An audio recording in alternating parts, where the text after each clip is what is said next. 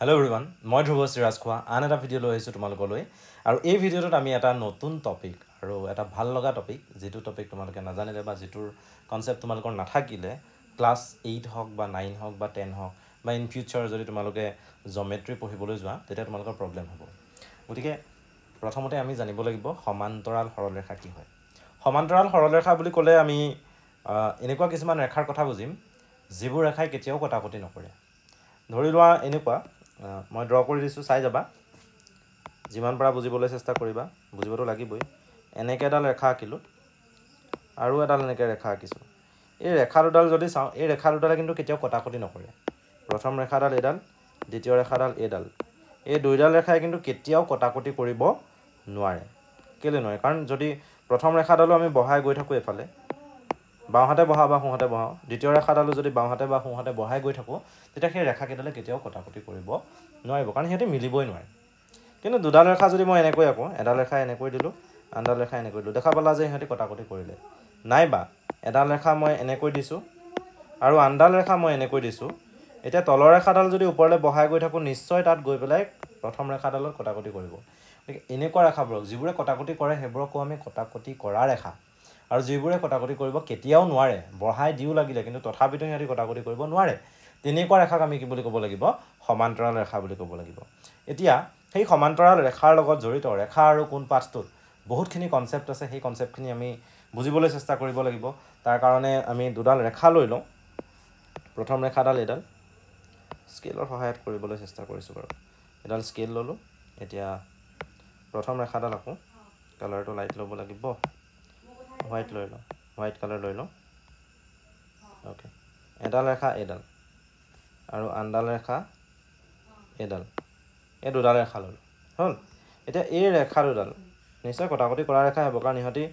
দেখাত লাগিছে যে ইয়াত কটাকটি কৰা নাই কাগজখনত বা বৰ্ডখনত কটাকটি কৰা নাই কিন্তু যদি আমি বঢ়াই গৈ থাকোঁ তেতিয়া নিশ্চয় ক'ৰবাত কটাকটি কৰিবগৈ তোমালোকে ভাবি চালে সেই কথাটো গম পাবা এতিয়া এই ৰেখা দুডালক বেলেগ এডাল ৰেখাই আহি পেলাই ছেট কৰিছে বা কটাকটি কৰিছে সেই ৰেখাডাল মই কালাৰটো য়েল্ল' লৈ লৈছোঁ সেইটো মই য়েল্ল' কালাৰ লওঁ দেই য়েল্ল' কালাৰ লৈছোঁ য়েল্ল' কালাৰৰ বেলেগ এডাল ৰেখা হৈ গ'ল এতিয়া এই যিডাল ৰেখা এই ৰেখাডালক এটা নাম দিয়া হয় সেই নামটো হৈছে তিৰ্যক কি বুলি কোৱা হয় তিৰ্যক বা অসমীয়াত আৰু এটা নাম দিব পাৰোঁ সেইটো হৈছে ছেদক কি বুলি কওঁ তিৰ্যক বুলি কওঁ নাইবা ছেদক বুলি কওঁ এতিয়া ৰেখাবোৰক আমি নামাকৰণ কেনেকৈ কৰোঁ নাম কেনেকৈ দিওঁ সেই কথাটো আমি জানিব লাগিব ন তাৰ কাৰণে আমি কি কৰিম আমি ৰেখাডালত থকা যিকোনো দুটা বিন্দু ল'ম ধৰি লোৱা প্ৰথম ৰেখাডাল ওপৰত থকা ৰেখাডাল তাত থকা মই এটা বিন্দু বাওঁহাতে থকা এটা বিন্দু লৈছোঁ এ আৰু সোঁহাতে থকা এটা বিন্দু লৈছোঁ বি গতিকে প্ৰথম ৰেখাডালৰ নাম হ'ল এ বি হৈ গ'ল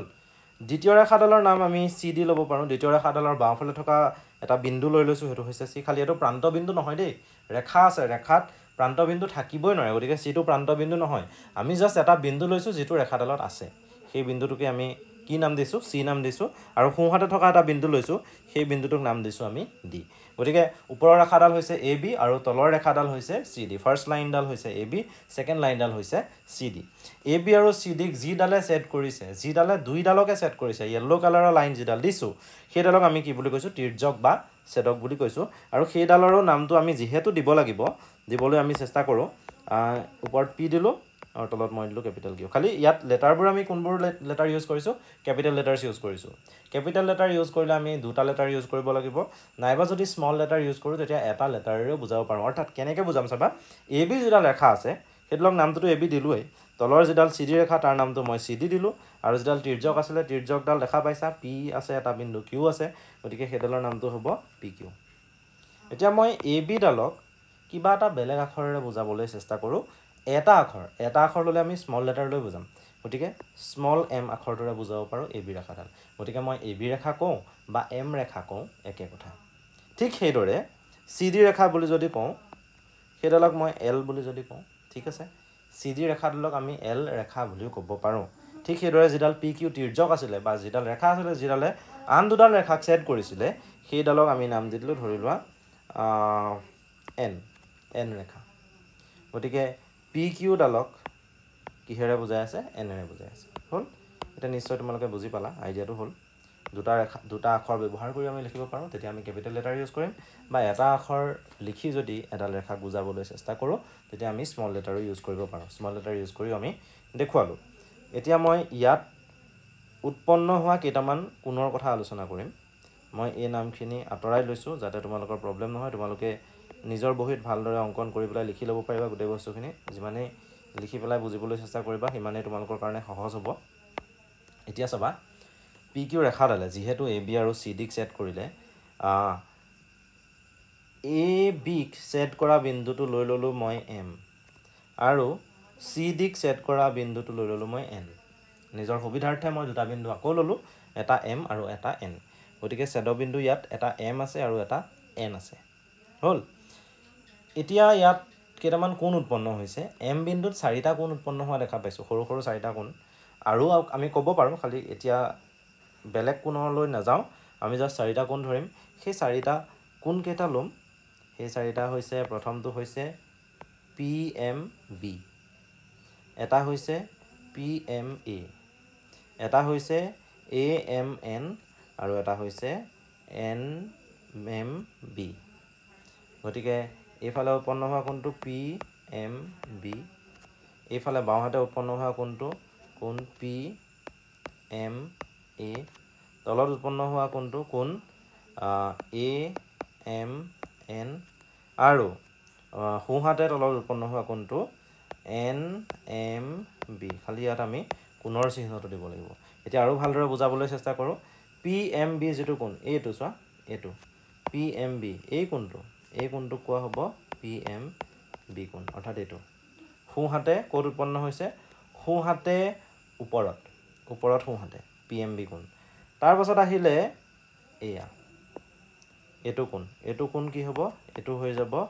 পি এম এ কোণ তাৰপাছতে নেক্সটটোলৈ যদি যাওঁ এ এম এন কোণ সেইটো বাওঁহাতে আছে তলত আৰু এটা আছে সোঁহাতে তলত সেইটো হৈছে এন এম বি কোণ নিশ্চয় মই যিকেইটা কোণ নামাকৰণ কৰিলোঁ তোমালোকে ভালদৰে বুজি পালা কোনকেইটা কোণৰ কথা মই বুজাবলৈ চেষ্টা কৰিছোঁ এতিয়া মই সেই কোণকেইটা আঁতৰাই লওঁ দেই মোহাৰি লওঁ নহ'লে বুজাবলৈ দিগদাৰ হ'ব তোমালোকে যিমান পাৰা লিখি পেলাই বুজিবলৈ চেষ্টা কৰিবা চিত্ৰটো এবাৰত যদি বেছি কমপ্লিকেটেড হৈ যায় যি বস্তু বুজাইছোঁ চিত্ৰ 10 বাৰ আঁকি 10 বাৰ প্ৰেক্টিছ কৰিব লাগিলে কিন্তু যেনেকৈ বুজাইছোঁ তেনেকৈ মনত ৰাখিবলৈ চেষ্টা কৰিবা তেতিয়া এই কনচেপ্টটো আৰু তোমালোকৰ মাইণ্ডত এবাৰ যদি সোমাই যায় আৰু প্ৰব্লেম কেতিয়াও নহয় কিন্তু এতিয়া মই এন বিন্দুটোলৈ আহোঁ সেই এন বিন্দুটো কিন্তু 4টা কোণ উৎপন্ন হৈছে এটা এইটো কোণ ডি এন এম কোণ ডি এন এম এইটো তাৰপাছতে বাওঁহাতে থকা যিটো কোণ এম এন চি তাৰপাছত বাওঁহাতে তলত থকা যিটো কোণ সেইটো হ'ব কোণ চি এন কিউ এইটো আৰু এইটো সোঁহাতে তলত থকা কোণটো হৈছে কোণ ডি এন কিউ মই বহুত লাহে লাহে গৈ আছোঁ যাতে তোমালোকৰ বুজিবলৈ সহজ হয় একো যাতে অসুবিধাৰ সৃষ্টি নহয় ভালদৰে মন দিবা নিশ্চয় বুজি পাবা এইটো হৈছে বাওঁহাতে ওপৰত উৎপন্ন হোৱা কোণ এই কোণটোক আমি কি নাম দিছোঁ এম এন চি ইয়াত এম আছে এম পৰা এনলৈকে আহিছে এনৰ পৰা চিলৈকে আহিছে এম এন চি সেইটো কোণ তাৰপিছতে সোঁহাতে ওপৰত এম এন ডি বা ডি এন এম এই ডি এন এম কোণটো ডিৰ পৰা ষ্টাৰ্ট হৈছে এনলৈকে গৈছে আকৌ এনৰ পৰা এমলৈকে গতিকে কোণটো এনেকুৱা ধৰণৰ দেখা পাইছা তাৰপিছতে তলত আহিলে বাওঁহাতে তলত চি এন কিউ এই কোণটো তাৰপাছতে সোঁহাতে তলত আহিলে ডি এন কিউ গতিকে নিশ্চয় কোণকেইটা তোমালোকৰ একদম স্পষ্ট হৈ গৈছে আৰু ওপৰত যি 4টা কোণ আঁকিলোঁ ইয়াত যে 4টা কোণ উৎপন্ন হৈছে সেই 4টা কোণৰ শীৰ্ষবিন্দু এম আৰু তলত যি 4টা কোণ উৎপন্ন হৈছে সেই 4টা কোণৰ শীৰ্ষবিন্দু এন এতিয়া শীৰ্ষবিন্দুটো কি হয় যিটো বিন্দুত সেই কোণটো উৎপন্ন হয় এটা কোণ আছে কোণটো মই নাম লিখি দিলোঁ ধৰি লোৱা কোণ এ বি চি হঠাতে মই নামটো লিখি দিলোঁ কোণ এ বি চি এই কোণ এ বি চি যিটো আছে সেই কোণটো বি বিন্দুত উৎপন্ন হৈছে সেইটো কাৰণে এই কোণটোৰ শীৰ্ষবিন্দু কি হ'ব বি হ'ব তেনেকুৱা ধৰণে আমি মনত ৰাখিবলৈ চেষ্টা কৰিব লাগিব এতিয়া মই একেটা চিত্ৰৰ পৰাই বুজাবলৈ গৈ আছোঁ ভালদৰে মন কৰিবা একেটা চিত্ৰৰ পৰাই বুজাবলৈ গৈ আছোঁ গতিকে চাই যাবা এতিয়া মই কি বুজাবলৈ চেষ্টা কৰিম ৰেখা দুডালৰ যিহেতু ৰেখা দুডালক ছেদকডালে ছেদ কৰিলে তাত কেইটামান বহিকোণ উৎপন্ন হৈছে, কেইটামান অন্তকোণ উৎপন্ন হৈছে। বহিকোণ কোনকেইটা, অন্তকোণ কোনকেইটা, সেই কথাটো তোমালোকে জানিব লাগিব। এতিয়া বহিকোণ কোনকেইটা হয় সেইটো জানিবলৈ হ'লে তোমাক ৰেখা দুডাল লাগিব। এই ৰেখা দুডাল মই বুজাবলৈ চেষ্টা কৰিম। এডাল AB ৰেখা, এডাল CD ৰেখা। এই ৰেখা দুডালৰ মাজত কৈছোঁ দেই, ৰেখা দুডালৰ মাজত যিকেইটা কোণ থাকিব সেইকেইটা হ'ব অন্তকোণ। আৰু এই ওপৰৰ ৰেখাডালৰ ওপৰত থকা কোণকেইটা আৰু তলৰ ৰেখাডালৰ তলত থকা কোণকেইটা সেইকেইটা হ'ব বহিকোণ। ৰেখা দুডালৰ মাজত থকা কোণকেইটা হ'ব অন্তকোণ, ওপৰৰ ৰেখাডালৰ ওপৰত আৰু তলত থকা ডালৰ তলত যিকেইটা কোণ আছে সেইকেইটা কোণ হ'ব বহিকোণ। গতিকে ওপৰত থকা কোণকেইটা চাবা, ওপৰত এইটো কোণ আছে AMP আৰু এইটো কোণ আছে PMB, এইটো বহিকোণ, এই দুটা হৈছে বহিকোণ। তলত থকা এই কোণটো CNQ আৰু তলত থকা এই কোণটো DNQ, এইকেইটা হৈছে বহিকোণ। গতিকে মই যদি বহিকোণকেইটা লিখোঁ, এইবোৰ তোমালোকে লিখি যাবা দেই। বহিকোণকেইটা যদি লিখিবলৈ চেষ্টা কৰোঁ, তেতিয়া ওপৰত থকা এইকেইটা কোণ, ওপৰত থকা ইয়াত থকা দুটা কোণ আৰু ইয়াত তলত থকা দুটা কোণ, ৰেখাকেইডালৰ মাজত থকা কোণকেইটা, এই মাজত থকা কোণকেইটা অন্তকোণ হ'ব কিন্তু দেই, সেইকেইটালৈ মই আহিম। এতিয়া বহিকোণকেইটা বুজাই লৈছোঁ। বহিকোণকেইটা হৈছে এটা হ'ব কোণ AMP, এটা হ'ব কোণ BMP, এটা হ'ব তলত থকা কোণ চাবা দেই। এতিয়া তলত CD ৰেখাডালৰ তলৰ কথা কৈছোঁ, CD ৰেখাডালৰ তলৰ কোণ দুটা, এটা হৈছে কোণ CNQ আৰু এটা হৈছে কোণ DNQ। All of these are exterior angles. এই গোটেইগাল হৈছে বহিকোণ। 4টা বহিকোণ পাম আৰু অন্তকোণো 4টা পাম। অন্তকোণ 4টা লিখিবলৈ চেষ্টা কৰোঁ। ইয়াত মই ওপৰত লিখিম অন্তঃকোণ। অন্তকোণকেইটা চাই ল'বা। একদম মই বেছিকৰ পৰা বুজাবলৈ চেষ্টা কৰিছোঁ যাতে তোমালোকৰ কোনো অসুবিধাৰ সৃষ্টি নহয়। অন্তকোণকেইটা ক'ত পাবা মই দেখাই দিছোঁ, ভালদৰে মাৰ্ক কৰিছোঁ, চাই ল'বা। ভালদৰে মাৰ্ক কৰিছোঁ। এই ৰেখা দুডাল যে আছে, এই ৰেখা দুডালৰ মাজত যে কোণ পাম, এই মাজত থকা কোণকেইটা, এই অংশটো য'ত মই একদম শ্বেড কৰি দিছোঁ, সেই অংশটোত থকা কোণকেইটা হ'ব অন্তকোণ। এতিয়া অন্তকোণ কোণকেইটা হ'ব, এইটো AMN, কোণ AMN লিখি দিম, কোণ AMN। তাৰ পাছতে নেক্সটটো এই সোঁহাতে থকা কোণটো BMN, এইটো BMN, কোণ BMN। তাৰ পাছতে আহিব তলত CNM, এইটো CNM, কোণ CNM। আৰু লাষ্ট এইটো ভালদৰে চাওঁ, ডিৰ পৰা N, Nৰ পৰা M, গতিকে কোণ DNM। এই 4টা কোণ, এই 4টা কোণ হ'ব অন্তঃকোণ। বহিকোণ গম পালা, অন্তকোণ গম পালা। এতিয়া সেই বহিকোণ আৰু অন্তকোণবোৰৰ মাজৰ যিটো ৰিলেশ্যন হ'ব, দুটা কোণক কেতিয়া আমি একান্তৰ ক'ম, দুটা কোণক কেতিয়া আমি অনুৰূপ ক'ম, সেই কথাবোৰ জানিব লাগিব। সেই কথাবোৰ জানিবলৈ হ'লে আৰু অকণমান ভিতৰলৈ সোমাই যাব লাগিব। সোমাবলৈ চেষ্টা কৰিম। তোমালোকে যিমান পাৰা ধৈৰ্য ধৰিবা, বুজিবলৈ চেষ্টা কৰিবা। কথাবোৰ যিমান পাৰা মনত ৰাখিবা। যিকেইটা বহিকোণ দিছোঁ ভালদৰে লিখি ল'বা আৰু অন্তকোণ যিকেইটা ক'লোঁ সেইকেইটাও লিখি ল'বা, যাতে তোমালোকৰ অসুবিধাৰ সৃষ্টি নহয় বুজোতে। 2-3খন পেজ লাগি যাব কিন্তু এই গোটেই কথাখিনি বুজোতে 2-3খন পেজ তোমালোকক লাগিব। গতিকে সেই 2-3খন পেজ তোমালোকে ভালদৰে ঠিক কৰি ল'বা, ৰেডি কৰি ল'বা। কৰাৰ পাছত আমি এইখিনি কৰি গৈ থাকিম। এতিয়া মই একান্তৰ কোণলৈ যাওঁ। একান্তৰ কোণ বুজিবলৈ হ'লে এই বস্তুখিনি মই অকণমান কপি কৰি ল'ব লাগিব। অকণমান সৰু কৰি লৈছোঁ দেই, সৰু কৰি ল'লোঁ, তেতিয়া সহজ হ'ব।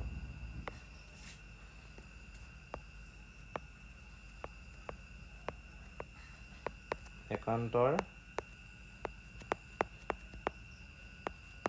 অন্তঃকোণ। একান্তৰ অন্তঃকোণ বুলি ক'লে প্ৰথমতে চাব লাগিব আমি শীৰ্ষবিন্দুৰ কথা। সেই কোণকেইটা যিকেইটা একান্তৰ অন্তঃকোণ হ'ব, সিহঁতৰ শীৰ্ষবিন্দু বেলেগ হ'ব। এই পইণ্টকেইটা মই নিজৰ মতে লিখি দিওঁ। সদায় প্ৰত্যেক বছৰে যেতিয়া ছাত্ৰ ছাত্ৰীক পঢ়াওঁ, তেতিয়া এই পইণ্টকেইটা মই নিজৰ মতে লিখি দিওঁ, যাতে ছাত্ৰ ছাত্ৰীসকলৰ বুজিবলৈ সুবিধা হয়। পইণ্টছকেইটা দিয়াৰ লগে লগে তেওঁলোকৰ ক্লিয়াৰ হৈ যায় যে কোনটো বস্তু একচুৱেলি কি হয়। এতিয়া শীৰ্ষবিন্দু বেলেগ হ'ব লাগিব যেতিয়া দুটা কোণক আমি একান্তৰ অন্তঃকোণ বুলি ক'ম। তাৰপাছতে আহিলে এটা কোণ যদি বাওঁ হাতে আছে আনটো কোণ থাকিব লাগিব সোঁ হাতে আনটো কোণ থাকিব লাগিব সোঁ হাতে গতিকে একান্তৰ অন্তঃকোণ দুটা এটা যদি ছেদকৰ বাওঁফালে আছে এটা ছেদকৰ সোঁফালে থাকিব লাগিব নেক্সট আহিলে প্ৰথমটো যদি অন্ত হয় যেহেতু একান্তৰ অন্তঃকোণ এনেও প্ৰথমটো অন্তঃকোণেই হ'ব তেতিয়া ইটো কোনো অন্তঃকোণেই হ'ব লাগিব একান্তৰ অন্তঃকোণত আমি বহিকোণ কেতিয়াও নাপাওঁ অন্তঃকোণেই পাম দুইটা কোণেই অন্তঃকোণ হ'ব লাগিব এতিয়া তাৰ কাৰণে এইটো বুজিবলৈ আমি যিকোনো এটা কোণ লৈ লওঁ খালি একান্তৰ অন্তঃকোণ যিহেতু কৈছে অন্তঃকোণেই ল'ব লাগিব অন্তঃকোণ এটা লৈ চাওঁ কোনটো অন্তঃকোণ ল'ম ধৰি লৈছোঁ মই AMN ল'লোঁ এইটো কোণ AMN কোণটোৰ শীৰ্ষবিন্দু হৈছে M হয়নে AMN কোণটোৰ শীৰ্ষবিন্দু হৈছে M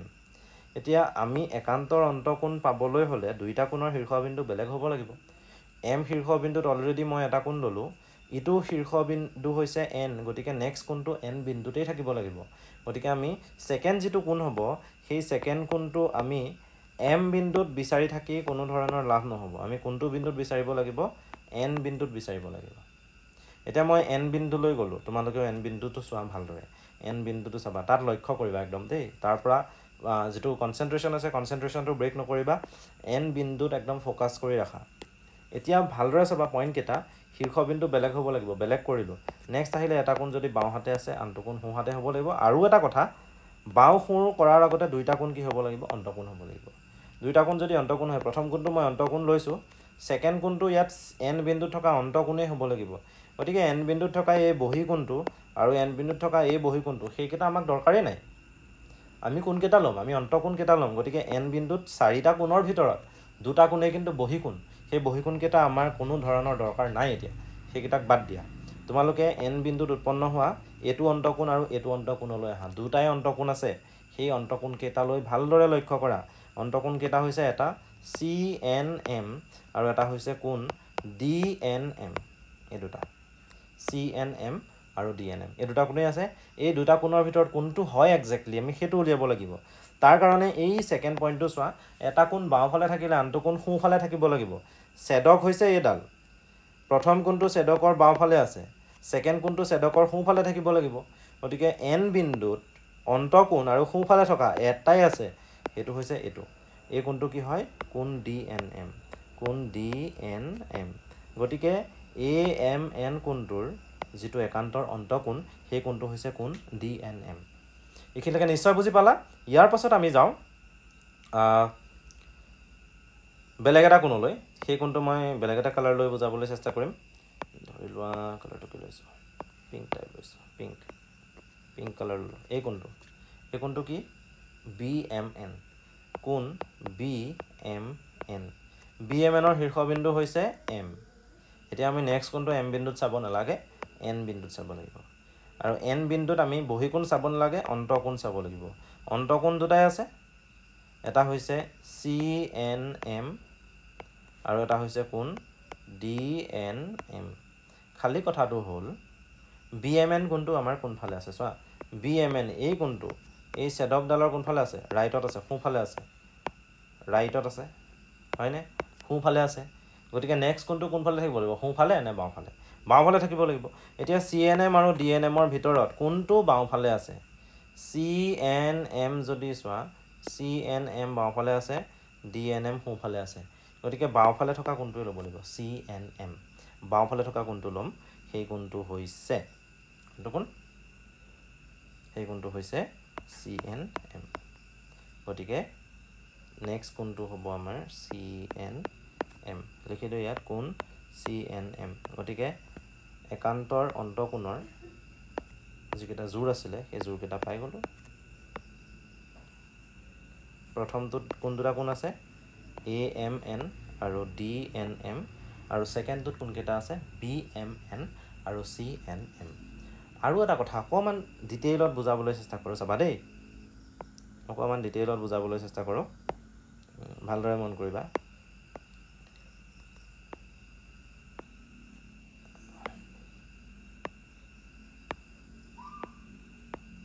ইয়াৰ পৰা ইয়ালৈকে